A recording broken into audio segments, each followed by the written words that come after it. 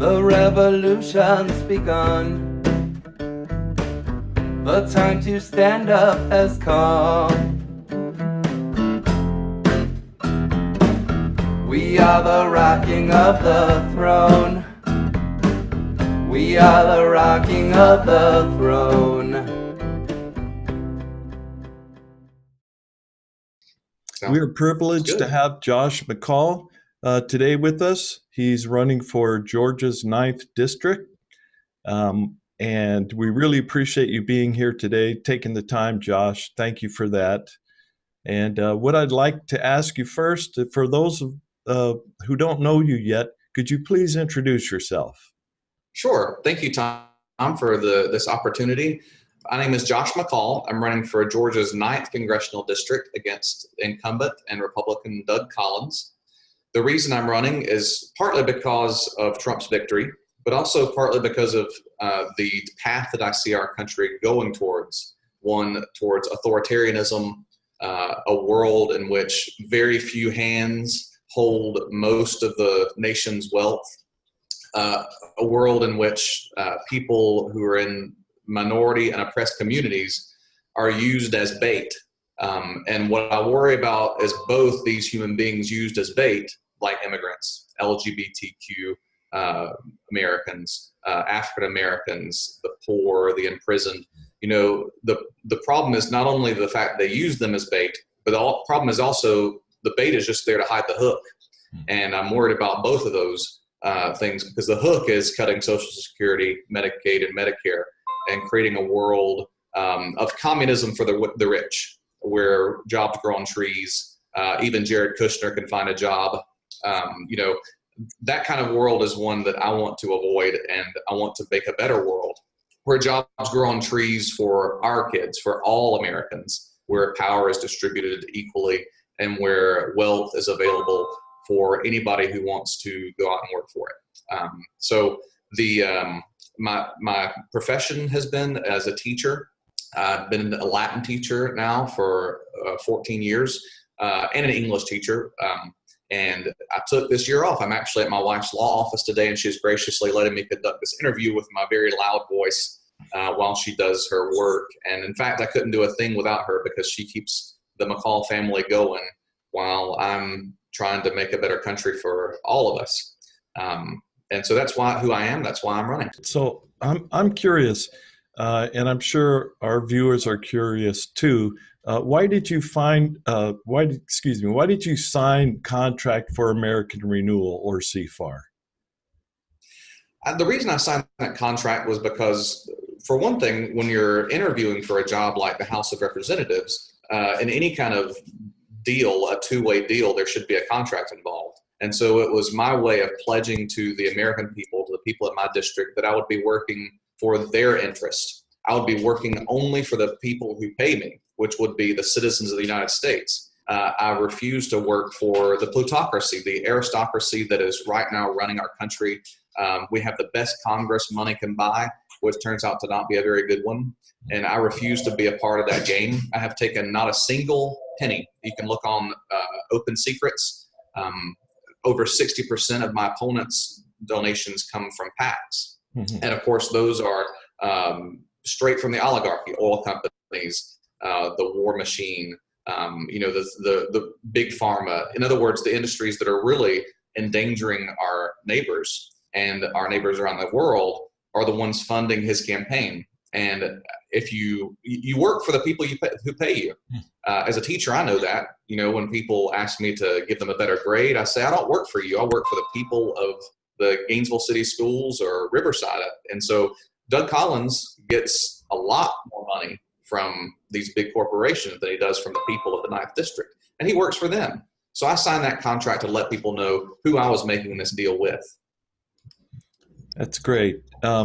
So there are some high-priced policies on the Contract for American Renewal, or CFAR. Are you a tax and spend liberal? That's a very interesting and a very effective phrase. Unfortunately for Republicans and so-called conservatives, taxing and spending is one of the #1 duties of Congress in the Constitution. So one of our primary duties is both to decide who we tax, how we tax them, and what we spend it on. So there is no such thing as a congressman who is not a tax and spend congressperson. The difference is not that we tax and spend, because as far as I know, Republicans haven't abolished taxes or spending, judging from the deficit.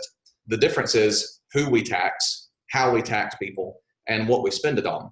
If we spent the money in our country on our neighbors for education, for healthcare, and for green jobs, we would have a flourishing economy and a state-of-the-art medical industry. If we just took the money that we spent in Iraq and Afghanistan on those priorities, it's not a question of spending more than we're spending now. It's a question of reapportioning those things that we've been spending on and showing what our real American values are. One of my favorite quotes is from Jesus, and he said, "Wherever your treasure is, there will your heart be also."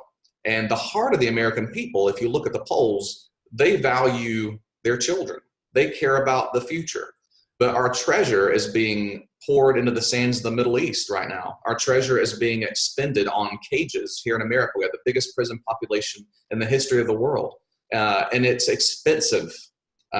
It's expensive not spending on these programs on healthcare and education, mental health. So we must never forget that it's not a revenue neutral idea to spend money on investing in our neighbors and investing in redemption. It is positive.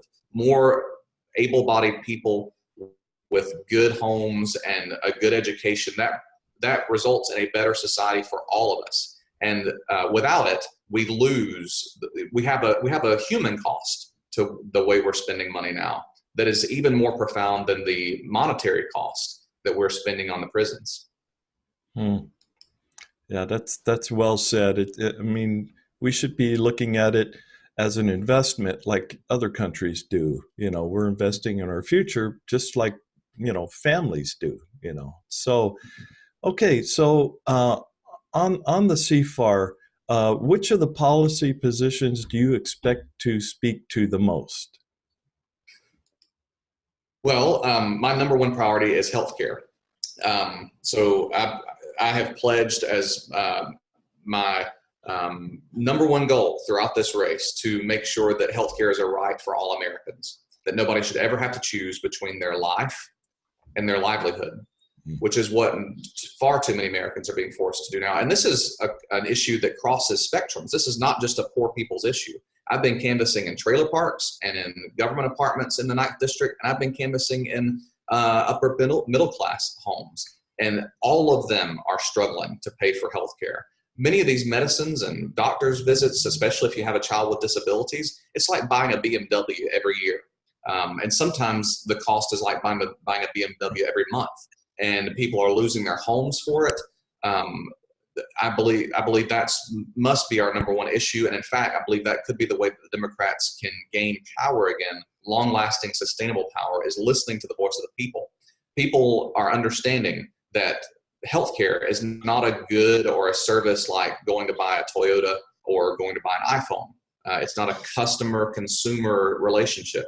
You are there at the mercy of people who can either save your life or deny you that life-saving health service. You're at the mercy of industries who we subsidize at over 50% to do research and development. And then they take and capitalize that research to raise the price of an EpiPen because they decide they just want that much more money that month. That's not the way healthcare systems should operate. People who work in healthcare should get paid a good price for their services. Doctors, nurses, technicians, they should all get paid very well. However, they should not be making casino capitalist prices. It's not a casino. It's healthcare. It's a hospital. We treat our neighbors. We heal them. We heal their minds and their bodies so they can be active citizens again. So that's my number one priority. If I can do nothing else but make Medicare for all a reality, I'll consider that a profound success.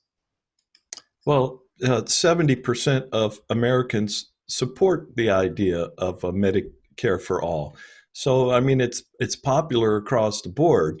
And 2016 should have taught the Democratic Party to listen to the people. If they'd run progressives, they'd be winning. They're Yes. not. So it's pretty much of a failed strategy. And So many Democrats are so tired of this that Republicans are bold about awful things. They're bold and they say, we're going to put kids in cages. What are you going to do about it? We're going to cut protections for pre-existing conditions. That's what we're going to do. If we win again, we're going to eliminate Obamacare and you're on your own. They're bold about it. Yeah. Why can't Democrats be bold about good things? Education for all, healthcare for all, and green jobs for everybody. Those are all good things that people believe in. But Democrats too often are afraid of being bold, and look at where it's gotten us. Yeah, and these issues are popular.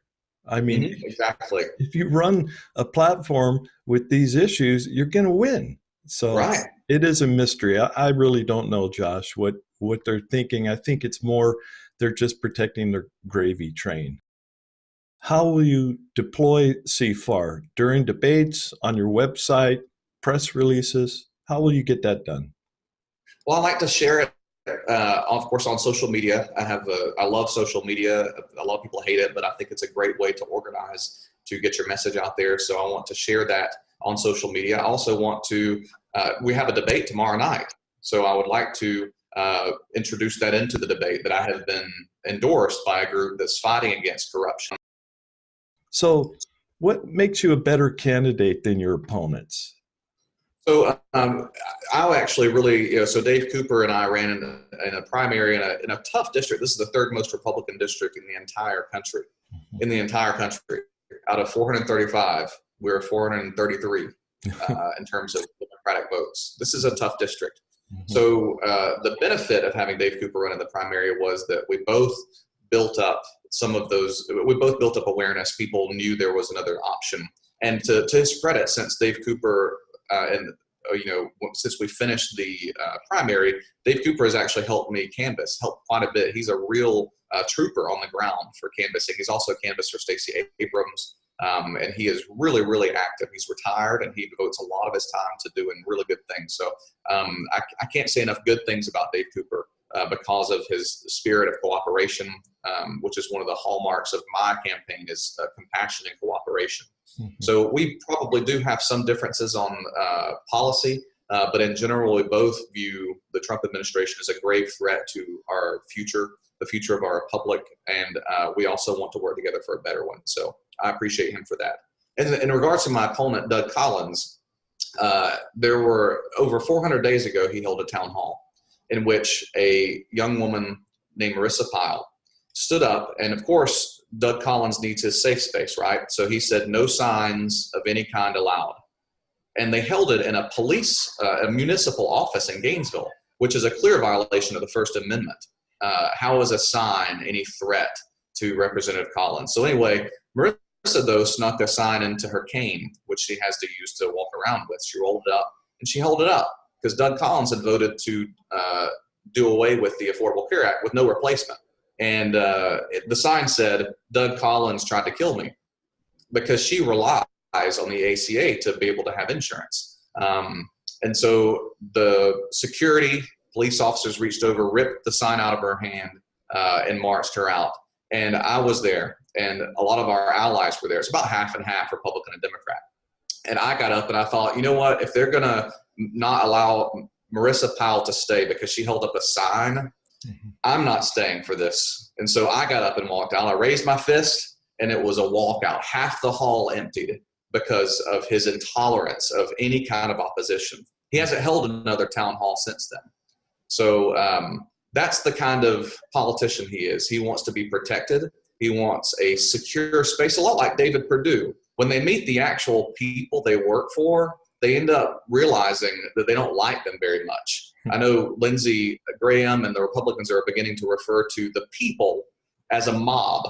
You know, the people who believe in sexual assault victims' rights, the people who want health care for every American. We're the mob, they say. And they're sounding more and more like a little cabal of aristocrats who just, you know, they want their paycheck, they want their pension, they want their health care that we provide them because they think they deserve it.